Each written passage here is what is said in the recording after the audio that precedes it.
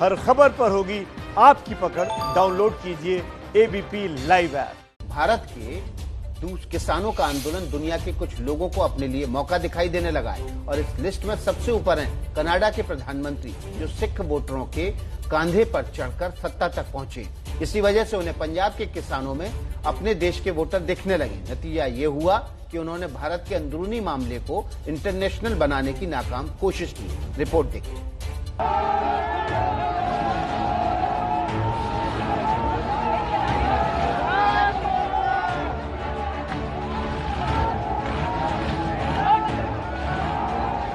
इन दोनों चेहरों का परिचय जान लीजिए।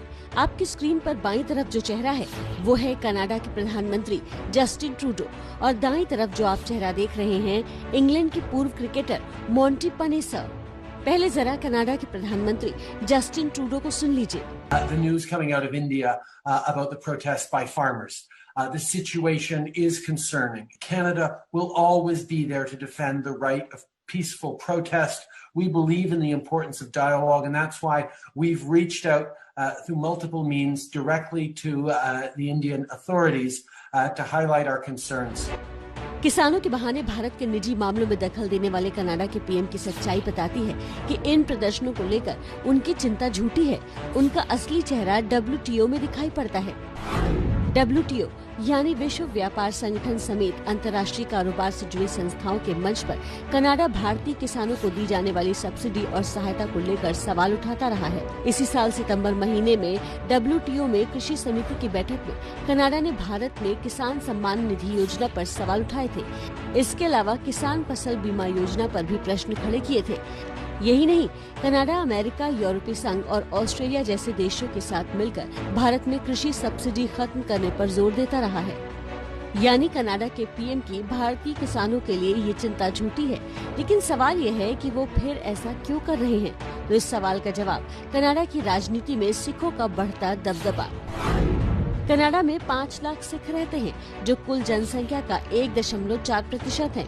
ट्रूडो की सरकार में 3 सिख मंत्री हैं। हरजीत सज्जन तो उनकी सरकार में रक्षा मंत्री हैं। कनाडा में अंग्रेजी और फ्रेंच के बाद पंजाबी सबसे ज्यादा लोग बोलते हैं। इसी का फायदा कनाडा में सक्रिय खालिस्तानी उठाते हैं। कनाडा के रक्षा मंत्री हरजीत सिंह ऐसे ही लोगों में शामिल हैं, जो भारत विरोधी कार्यक्रमों में शामिल रहते हैं। हरजीत सिंह का ताज़ा ट्वीट देखिए।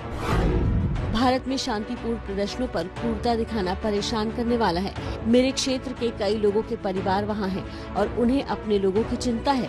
यही वजह है कि ट्रूडो और उनके मंत्रियों के बयान पर भारत ने कड़ा ऐतराज जताया है। विदेश मंत्रालय ने अपने बयान में साफ कहा कि हमने भारतीय किसानों को लेकर कनाडा के नेताओं की टिप्पणियां देखी, जो गलत सूचना पर आधारित हैं। इस तरह की टिप्पणियां बिल्कुल बेकार और गैर जरूरी हैं, खासकर जब बात एक लोकतांत्रिक देश के आंतरिक मामलों की हो। अच्छा होगा कि कूटनीतिक स्तर की बातचीत को राजनीतिक मकसद से गलत तरीके से पेश न किया जाए।